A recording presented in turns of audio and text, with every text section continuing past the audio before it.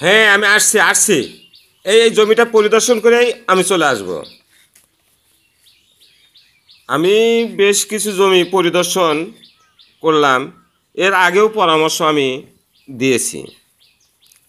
পরামর্শে অনেকটা কাজ হয়েছে। হ্যাঁ, এই জমি গুলো দেখে তারপর আমি তোমার জমি দেখব।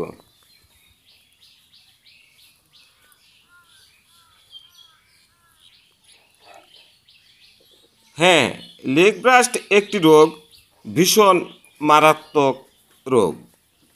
এই রোগটা হলে ধানের বালের নিচের অংশ কালো হয়ে বাল নষ্ট হয়ে যায়।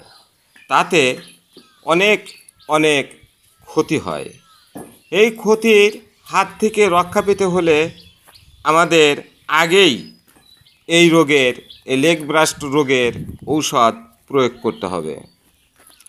আমি কৃষক ভাইদের সতর্ক করে যাচ্ছি, আপনারা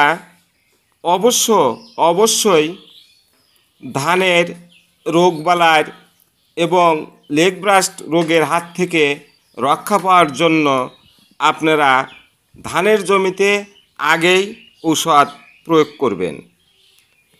লেগ ব্রাস্টের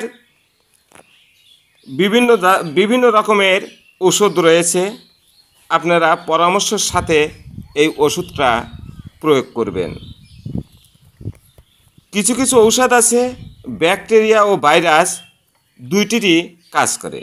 আবার কিছু কিছু ওষুধ রয়েছে শুধু ব্যাকটেরিয়ার কাজ করে এবং শুধু ভাইরাসের কাজ করে।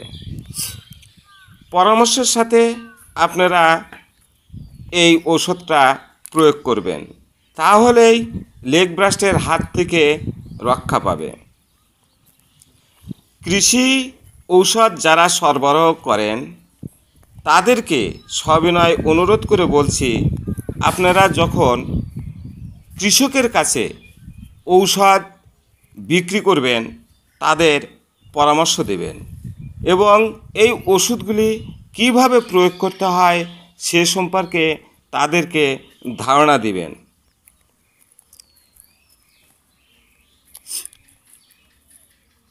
ধানের জমি যদি কোনো রকমের বালা মুসিবত না আসে তাহলে ঠিকমতো সার, ঔষধ, কীটনাশক এগুলো যদি ব্যবহার করা যায় এবং ধানের বীজ যদি উন্নত ধরনের বীজ হয় অবশ্যই ফলন হবে। আমি এই মুহূর্তে একটা জমি দেখতে পাচ্ছি। এই জমিতে কিছু কিছু জায়গায় সার বেশি পড়েছে এবং কিছু কিছু জায়গায় সার কম পড়েছে। তাহলে সার যারা প্রয়োগ করবেন, জমিতে প্রয়োগ করবেন, তখন খেয়াল রাখবেন জমির প্রত্যেকটি জায়গায় যেন সমানভাবে সারগুলো দেওয়া হয়। এই জমিতে একটা উপযুক্ত সময় এসেছে কীটনাশক ঔষধ দিতে হবে।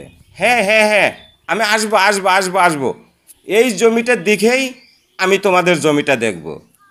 হ্যাঁ, অবশ্যই। আরেকটা কথা, যদি কোনো অফিসার সময় না পায় তাহলে জমিতে ভিডিও করবেন, ভিডিও করে কৃষি অফিসারের কাছে নিয়ে যাবেন এবং পরামর্শ পাবেন।